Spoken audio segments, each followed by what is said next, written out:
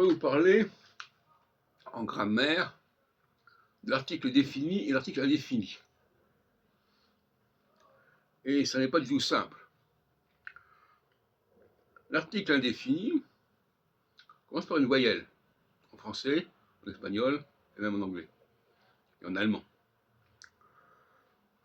C'est un D en allemand, un LE en français, et un VE en anglais, etc.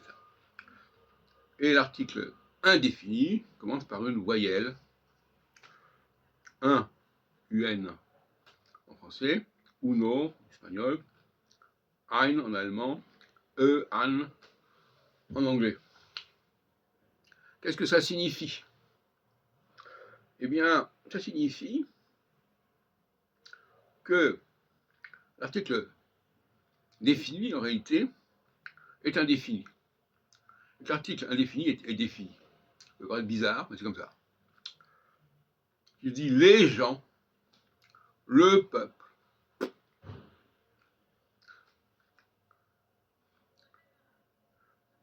C'est très général.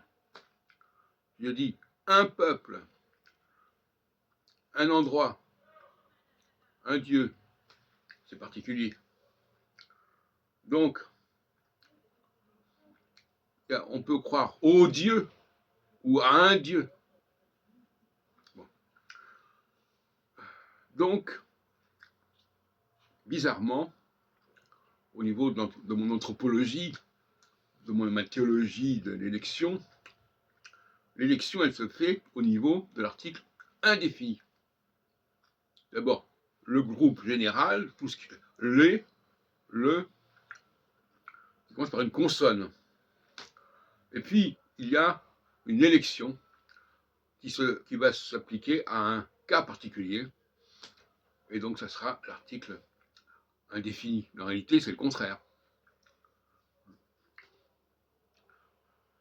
Donc il faut appeler les formes consonantiques des formes indéfinies, et les formes vocaliques des formes définies, et pas l'inverse. Je crois que les enfants d'ailleurs comprendraient bien.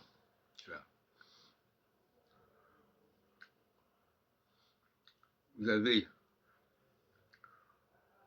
la consonne, j'en ai parlé à plusieurs reprises, qui envoie au global, et la voyelle qui termine, qui achève, qui fait aboutir.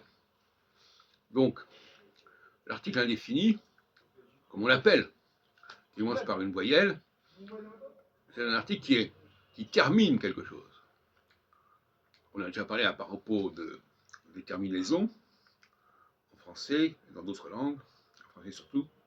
Au début, on met des consonnes, on met des sons, une pression consonantique, et à la fin d'un mot, à la fin d'une phrase, on met de la voyelle.